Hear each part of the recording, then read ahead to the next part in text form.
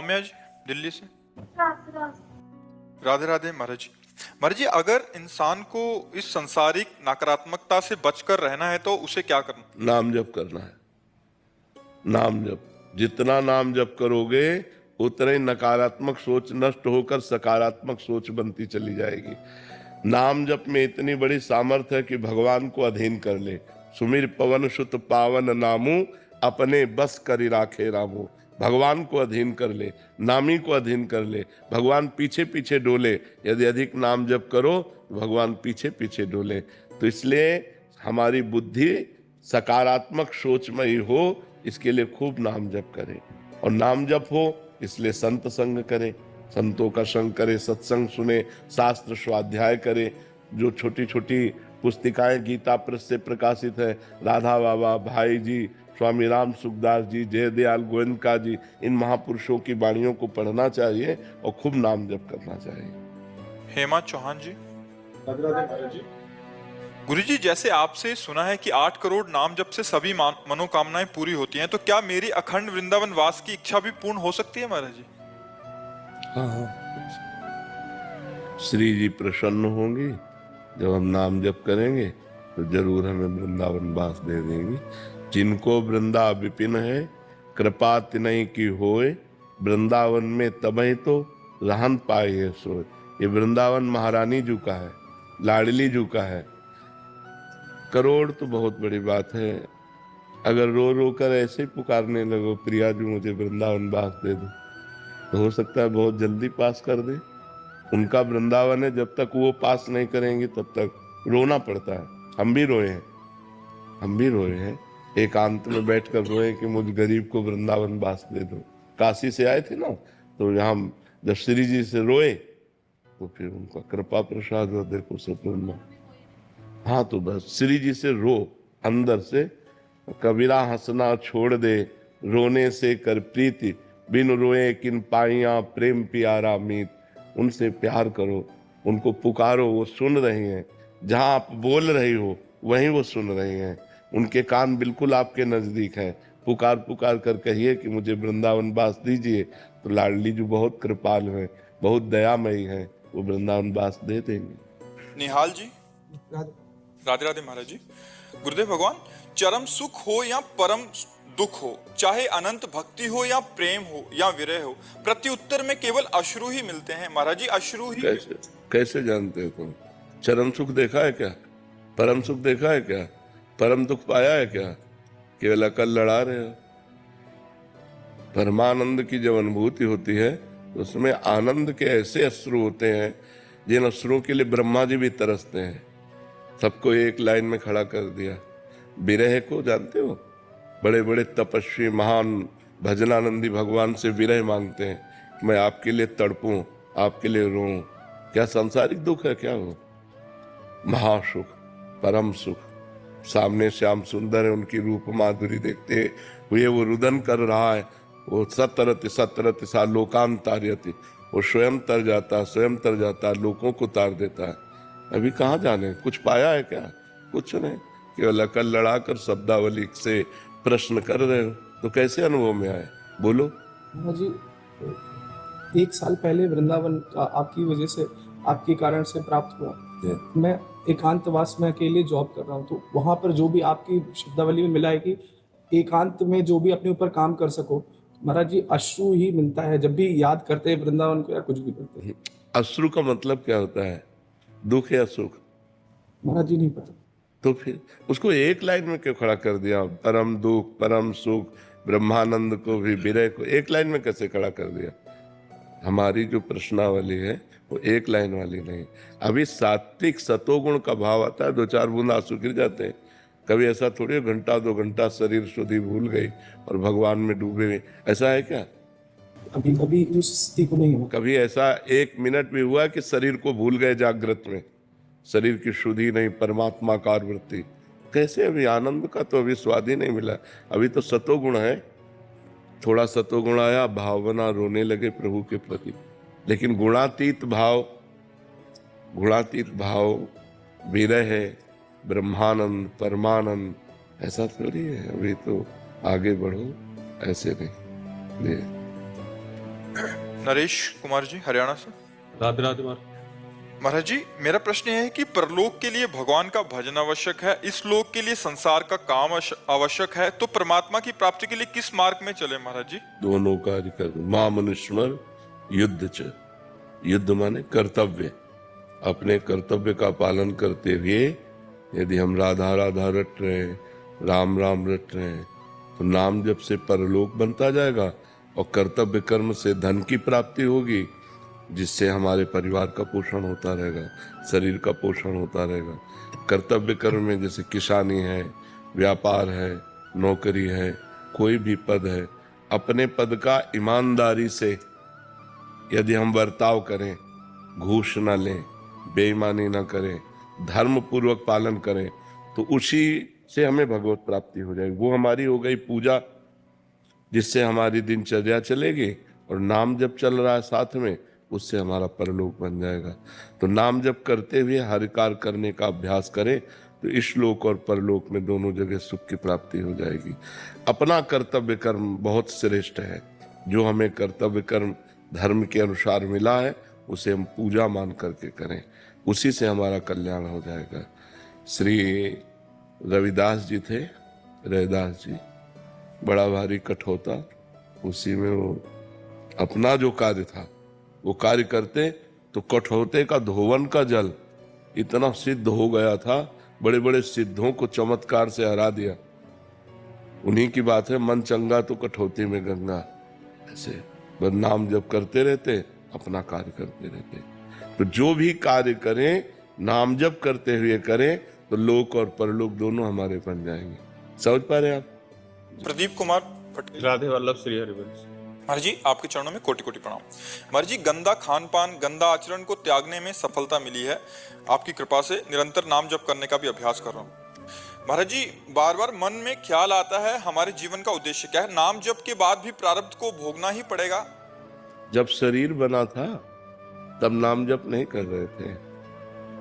शरीर बन चुका, उसका प्रारब्ध निश्चित हो चुका है कि इतने समय में ये घटना घटेगी, इतने समय में ये अंग टूटेगा, इतने समय में ये सुख मिलेगा, इतने समय में ये मिलेगा। जन्म के पहले ही रच गया है, वो विधान रच गया है। भजन अब कर रहे हैं, तो अब का भजन आगे के कर्मों को नष्ट कर देगा, जो हमसे गलती होगी। पूर्व में जो संचित जमा है गोदाम हमारा, वो भस्म हो जाएगा। लेकिन जिससे शरीर बना है वो भोगना पड़ता है। इसीलिए बड़े बड़े संतों को भोगना पड़ता है। किसी को कैंसर हो गया, किसी को किडनी फेल, क्योंकि उनका अंतिम शरीर होता है, तो अनंत जन्मों के सब पापों को थोड़ा थोड़ा करके भोगवा दिया जाता है। तो अवश्य में वो भोक्तव्यम कृतम कर्म शुभाशुभम, ये भगवान के वचन है। जो शुभ अशुभ कर्म से तुम्हारे शरीर की रचना हुई, वो भोगना पड़ेगा। जो संचित है वो भस्म हो जाएंगे, जो क्रियमाण है वो निष्फल हो जाएंगे। चाहे तो इस कोटि का भजन करे कि प्रभाव रहित कर दे प्रारब्ध को, पर जब इस कोटि का भजन होता है तब प्रारब्ध को भोगने की क्षमता आ जाती है और भगवान की प्राप्ति की चाह उत्पन्न हो जाती है। वो अपने भजन को प्रारब्ध मिटाने में नहीं लगाता, क्योंकि उसको पता है हम प्रारब्ध मिटा भी दें तो जिस दिन शरीर को नष्ट होना उसी दिन नष्ट हो जाएगा। तो हम ऐसे भजन को, ब्रह्मास्त्र को मच्छर मारने में क्यों लगाएं? ब्रह्मास्त्र का प्रयोग मच्छर मारने में क्यों करें? इसलिए बड़े बड़े संत आए हुए दुख को आदर से भोग लेते हैं और भजन करके भगवान को प्राप्त हो जाते हैं। समझ पा रहे हैं आप? महाराज जी, प्रारब्ध को सहने की क्षमता कैसे विकसित? नाम से। जितना नाम जप करोगे उतने प्रारब्ध को सहने की क्षमता। यदि निरंतर नाम जब करते रहे तो जो भी कष्ट आएंगे, हाँ। जैसे परसों हमारा पर्स गायब हो गया, तो उसको सहने कोई समस्या नहीं हुआ, में कोई दुख नहीं हुआ हमारा। हाँ ठीक है, धीरे धीरे हम छोटी छोटी घटनाओं से ऐसी अपनी बुद्धि को विकल ना होने दें। जितना नाम जप करोगे, बड़ा अकाउंट जमा होगा नाम का, उतने बड़े से बड़े दुख को आप आनंद पूर्वक सह सकते हैं, आप हंसकर सह सकते हैं। दुख होता है पर पीड़ा जैसे महसूस हो रही, उसकी व्यथा नहीं होती, व्याकुलता नहीं होती। पीड़ा हो रही पर एक आनंद अंदर है, राधा राधा राधा। तो आज की गरीबी आज का दुख, आज की समस्या को देखकर हम भगवान का आश्रय न छोड़ें, भजन न छोड़ें। एक समय आएगा ये सब समस्याएं धूल धूसरित हो जाएंगी।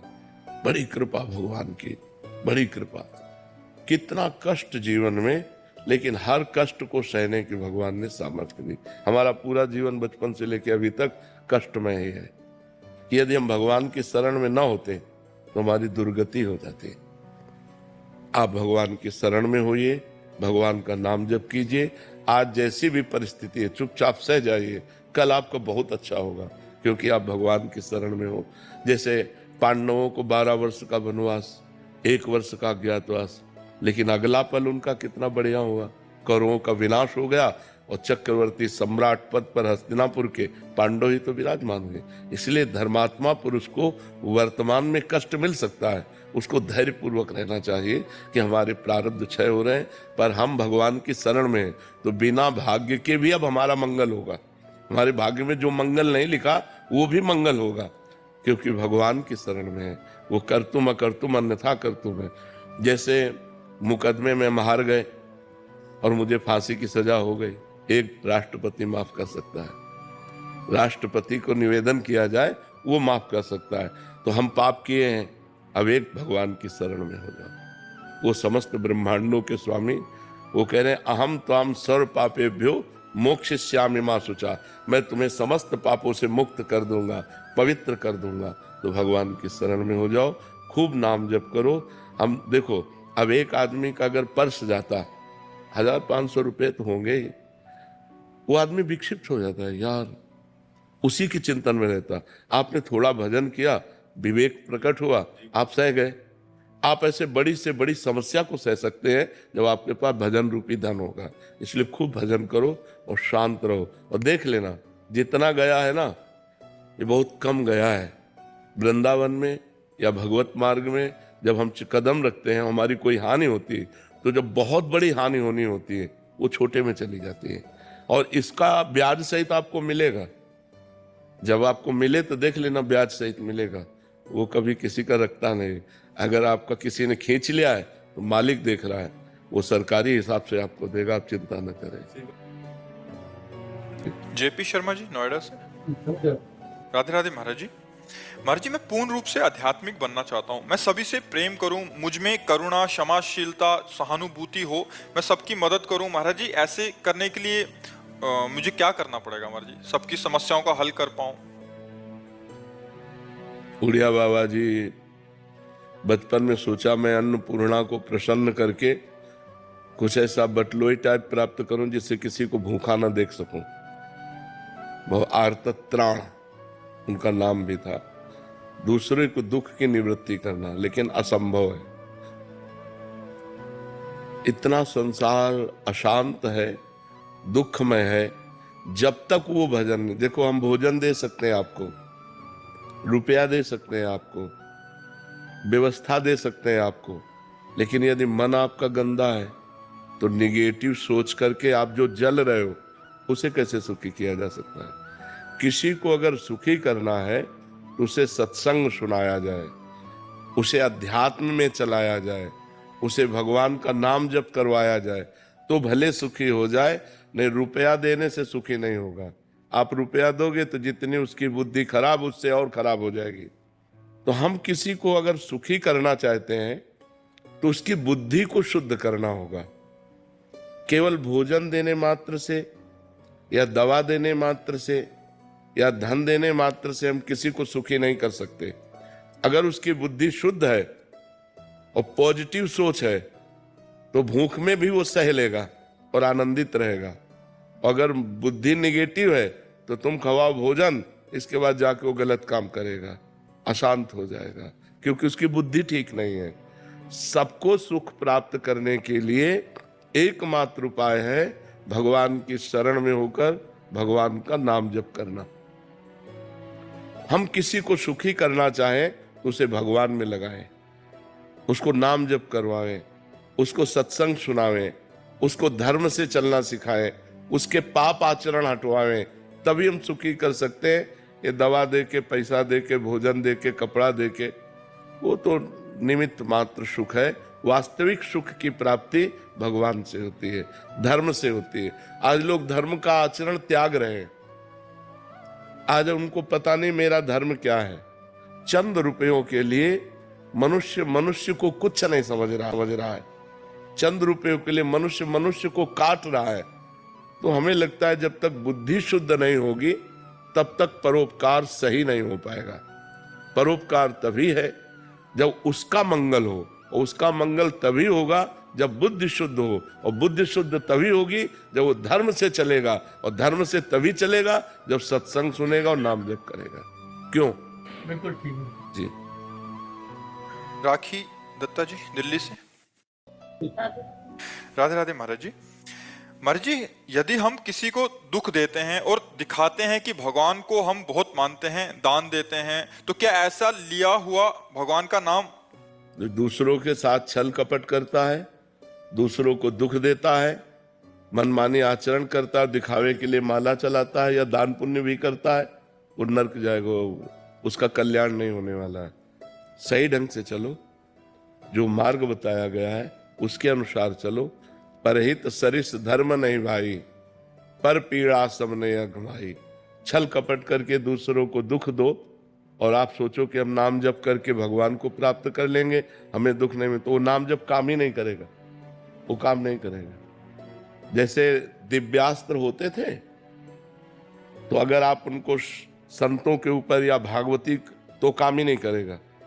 जब दिव्यास्त्र दिया जाता था तो बता दिया जाता था कि इसका प्रयोग यही होगा, इसके अलावा और प्रयोग करोगे तो तुम्हारी हानि हो जाएगी। तो ऐसे नाम दिव्यास्त्र है, बहुत समुद्र से पार होने के लिए है, लेकिन आप उसका पाप में प्रयोग करें, नरक जाओगे, बचोगे नहीं। वो दिव्यास्त्र काम नहीं करेगा। हाँ, हम अपने आचरण सुधार रहे हैं, किसी को कष्ट नहीं दे रहे, अच्छे मार्ग में चल रहे हैं, फिर राम राम कह रहे हैं, वो राम राम आपको बहुत समुद्र से पार कर देगा। ऐसा नहीं कि पाप करें, माला झोली लिए और ऐसे सरकार है। वो बगुला भक्ति भगवान को पसंद नहीं। भगवान कह रहे निर्मल मन जन सो मोहि पावा, मोहि कपट छल छिद्र न भावा। ये कपट छल छिद्र ये भगवान को अच्छा नहीं। सीधा सरल भाव, सबसे प्रियता का भाव करो, सबको सुख पहुंचाने की चेष्टा करो, नाम जप करो, भगवान प्रसन्न हो जाएंगे। ये छल कपट द्वंद्व दुख दूसरों को देने वाला ऐसा नहीं। महाराज जी, क्या राधा रानी जी के साथ माँ का संबंध भी स्थापित किया जा सकता है? वैसे नित्य किशोरी हैं हमारी जो श्री जी हैं, ये नित्य किशोरी हैं। जैसे रुक्मिणी माँ बोल सकते हैं क्योंकि वो माँ हुई है, 10 पुत्र हुए रुक्मिणी जी के। सीता माता बोल सकते हैं क्योंकि लोकुश हुई है।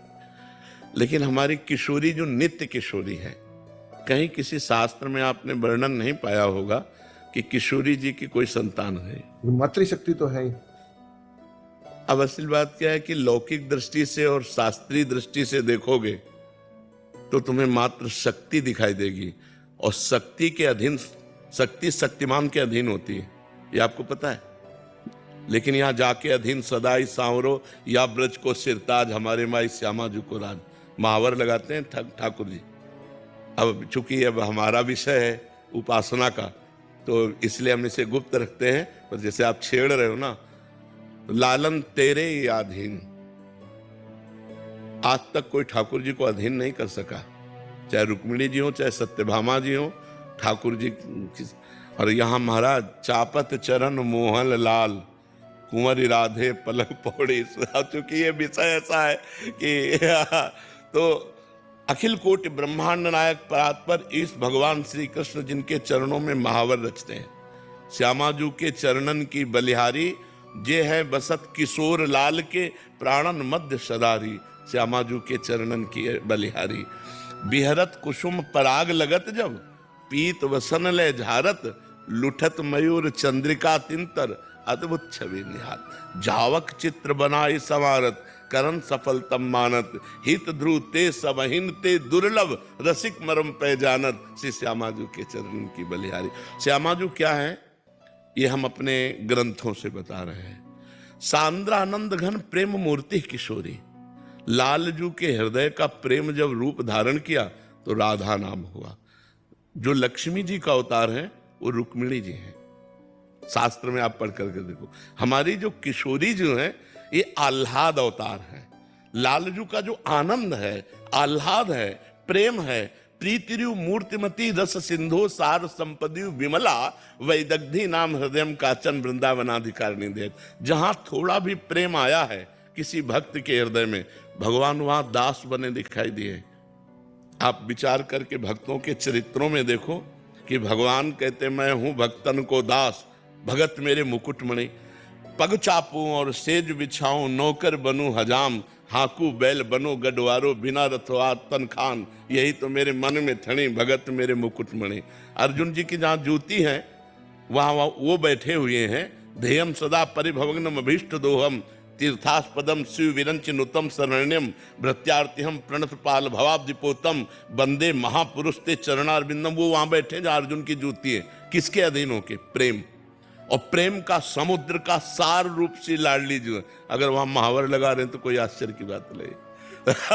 तो जैसे कोई राधा माता कहता है तो निषेध नहीं है, क्योंकि जितनी आद्य शक्तियां हैं, जितनी भी आद्य शक्तियां हैं वो सब किशोरी जी के हिस्से अंश से है, महारानी जी के अंश से है। पर महारानी जो प्रेम रूपा है और प्रेम के अधीन ठाकुर जी हैं, इसीलिए जाके अधीन सदाई सांवरो, या ब्रज को सिरताज, हमारे माई श्यामा जी को राज।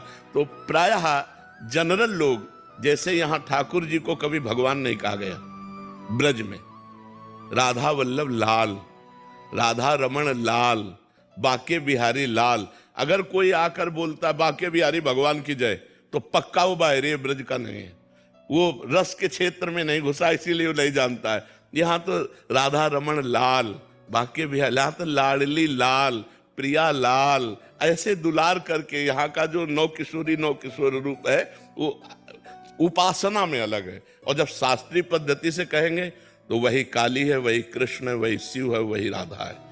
एक भी तत्व में अंतर नहीं, तत्व वही है। लेकिन जब प्रेम विलासिता में आ जाते हैं तो फिर अंतर हो जाता है। जैसे तत्व में भ्रम नहीं होगा, प्रेम विलास जब चलेगा तब भ्रम पैदा हो जाएगा। जैसे तत्व ज्ञान में एक ही परब्रह्म परमात्मा है, ये हमारी बुद्धि जब ज्ञानमयी होती तब जान पाती ना। और जिनसे बुद्धि को ज्ञान प्राप्त होता है वो सती मैया है, या देवी सर्वभूतेषु बुद्धि रूपेण संस्थिता। और वो जब भगवान शिव ने राम जी को कहा जय सच्चिदानंद परम धाम आपकी जय हो, और प्रणाम किया, तो उनका सच्चिदानंद कैसे हो सकते हैं? जो सच्चिदानंद है वो सर्वज्ञ होता है, वो त्रिकालज्ञ होता है। और ये खोज रहे हे खग हे मृग हे मधुकर श्रेणी, तुम देखी सीता ब्रग, सती जी को भ्रम हो गया। तत्व ज्ञान में नहीं भ्रम होगा, लीला चरित्र में भ्रम हो गया। अब तत्व में जैसे हमसे कोई पूछे कि राधा और दुर्गा में कितना अंतर है, एक पाई भर अंतर है। अब प्रेम में पूछे तो बहुत अंतर है। वो आद्या शक्ति रुद्र रूपिणी वीर, और यहां महाप्रेम, यहां केवल प्रेम। श्री जी कोई अस्त्र धारण किए हमारी राधा रानी, नील कमल के सिया। और दुर्गा जी अष्टभुजा, 16 भुजा, 32 भुजा, महाशक्ति, रौंद के फेंक दिया महिषासुर को। समझ रहे ला, शक्ति वही है, तत्व में अंतर नहीं है। लेकिन जब प्रेम भाव में आते हैं तो जहां फूल बिछाए जाते हैं तो लालजू को और सहचरियों को भय होता है कि प्यारी जू के चरणों में कहीं पराग चुभ न जाए। आप विचार करो। और जहां वो गले पे लात रख करके, मार खड्ग के, लंबी जीप करके, अब कैसे मिला लो जहां कुसुम का पराग भी चुभ न जाए ये डर है, वो तो कैसे आप मिला है। तो ये हमारी पर्सनल हृदय की बात है कि हमारी श्री जी जो है वो 9 किशोरी है। पर अगर कोई माता कहता है तो निषेध नहीं है, निषेध नहीं है, क्योंकि सब मात्र शक्तियां उन्हीं से प्रकट हुई हैं, दैवी शक्तियां। तो है श्री जी प्रेम स्वरूपा, जिनके लालजू चरण चापते हैं, जिनके लालजू आगे हाथ जोड़कर खड़े होते हैं, प्रेम। अच्छा, अब आप कह दो कि ये तो बहुत बड़ी बात हो गई, लालजू तो युधिष्ठिर के चरण छूते हैं, हाथ जोड़े खड़े, और उनके संधिदूत बन के जाते हैं। प्रेमाधीन भगवान है ना, मूर्तिमान प्रेम श्री लाडली जी है। देखो महाराज जी ने जो पहला प्रश्न किया है ये मोक्ष पदवी का शुद्ध ज्ञान का प्रश्न है। अगर जो अधिकारी ज्ञान मार्ग के हैं उनके लिए बहुत बड़ी सामग्री खुलवा दी, संतों का काम इनको जानना थोड़ी है। बाबा जी बने पूरा जीवन भगवान में अर्पित किए, इनको जानना थोड़ी है। ये तो वो चर्चा करते हैं जिससे समाज जाने कि ब्रह्म क्या है, मोक्ष क्या है, कल्याण किसका होता है, बंधन किसका होता है। तो ये कोई ना सोचे कि मेरा प्रश्न नहीं हुआ, संतों के प्रश्न में सबका प्रश्न समा जाता है।